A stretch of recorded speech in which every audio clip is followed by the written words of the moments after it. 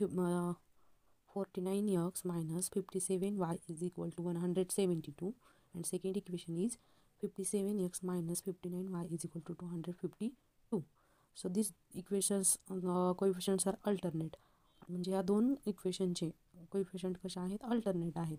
मग असं असेल तेव्हा काय करायचं, how to solve this equation. So let's solve this equation. So the first let's add the equations 1 and 2. सुरुवातीला काय करायचं, त्यांची ॲडिशन. या दोन समीकरण नंबर 1 आणि 2ची काय करायची, बेरीज. So let's adding the equations. चला मग बेरीज करूयात. So first equation plus second equation is equal to. So the addition करताना आता बघा ॲडिशन करतो आहे, ॲडिशन करताना चिन्ह चेंज होणार नाहीत, म्हणजे प्लस मायनस मायनसच आणि इथलं प्लसच राहणार. त्यामुळे हे मग आता बेरीज केली आपण, किती आली 106. इथं मायनस आहे, मायनस मायनस मायनस यांची पण काय होणार, बेरीजच. साईन कोणाचं आलं, मायनसचं, आणि इथं पण काय झाली, बेरीज झाली. After that 106x minus 106y is equal to 424 is that's equation is get.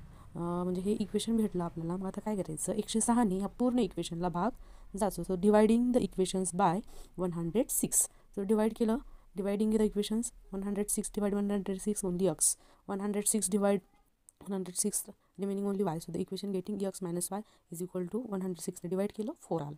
म्हणजे या इक्वेशनला किती भागवलं आपण, 106ने भागून घेतलं तर काय आलं, x मायनस y बरोबर 4 हे इक्वेशन मिळालं. आणि त्या इक्वेशनला आपण आता 3 नंबर नाव देऊ. सुरुवातीला आपण यांची बेरीज केली आणि बेरीज करून मिळालेलं इक्वेशनला 106ने भागलं आणि हे इक्वेशन मिळालं.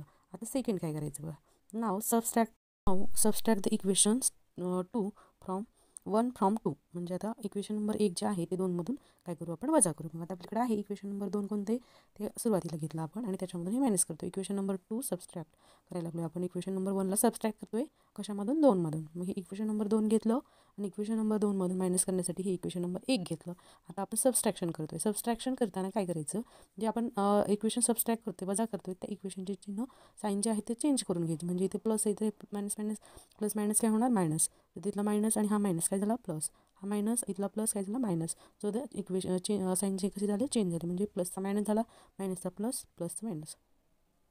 आता काय केलं आपण, मायनस केलं, वजाबाकी 57 आणि 49. 57 minus 49 is equal to 8x.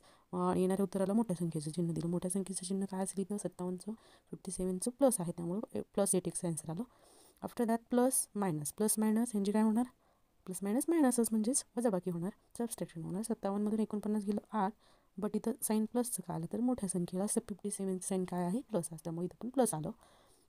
येणारं आन्सर हे मोठ्या संख्येचं चिन्ह देतो आपण. त्यानंतर 252 आणि 172 यांची पण वजाबाकीच, कारण एकाचं चिन्ह मायनस आहे. किती आली मग सबस्ट्रॅक्शन, 80 आली. आणि मोठ्या संख्येचं चिन्ह इथं पण प्लस आलं. So the equation getting 8x plus 8y is equal to 80. So after that divide this equation by 8. म्हणजे याला कितीने भागायचं, 8ने भागायचं, कारण 8ने भाग जातो पूर्ण इक्वेशनला. मग भागलं 8 1 8 म्हणजे 8x, 8 1 8 8y, 8 10 80 हे भेटलं इक्वेशन. नाव ॲड द इक्वेशन 3. आता ह्याला आपण 4 नाव दिले. तर हे जे आहे इक्वेशन आता काय करायचे, हे मिळालेलं 4 नंबरचं आणि 3 नंबर. आता आपण काय करू, त्या दोन इक्वेशनची बेरीज करून घेऊयात. बेरीज का करायची, कारण तर एक्सचा पण कोइफिशियंट सारखा आहे आणि वायचा पण कोइफिशियंट सारखा आहे. जर बेरीज केली तर प्लस मायनस हे वाय कॅन्सल होऊन जाईल, म्हणजे वायचा लोप होऊन जाईल, रिड्यूस होऊन जाईल आणि एक्सची किंमत भेटेल. त्यामुळे आपण इथे बेरीज करू. वजाबाकी केली तरीही चालेल, वजाबाकी जर केली तर कोण कॅन्सल होईल, एक्स कॅन्सल होईल. पण आपण इथं काय करतोय, बेरीज करतोय, ॲडिशन करतोय. तर ॲडिशन केली आपण इथं 2x झाला, प्लस मायनस मायनस झाला, म्हणजे कॅन्सल झाला, वाय कट होऊन गेला. डावीकडे इकडं पण काय झालं, 10 आणि 4 14. नंतर काय 2x गुणाकारामध्ये 2 आहे, इकडं डिवायडेशनमध्ये गेलं आणि बेसती 14 भागातला 7 आली एक्सची किंमत. आणि एकदा एक्सची किंमत भेटली की आपण ती इक्वेशनमध्ये ठेवू. कुठल्या ठेवली, इक्वेशन नंबर 4मध्ये. इक्वेशन नंबर 4 काय होतं, x plus y is equal to 10 होता. आणि आता ही किंमत एक्सच्या जागेवर ठेवून दिली, x plus y is equal to 10, म्हणजेच एक्सच्या जागेवर किती आला, 7 आला. Placing this value in equation number 4. एक्सच्या जागेवर ठेवली 7 plus y is equal to 10. So तो वाय काढायचे असल्यामुळे काय केलं आपण, हे प्लस 7 इकडे घेऊन गेलो, मायनसमध्ये गेला, चिन्ह साईन चेंज झालं, प्लसचं मायनस झालं. So the y is equal to काय भेटलं मग 3. So that is the solution of this equation is 7,3. x, y is equal to काय असेल, 7,3 is the solution of this equation.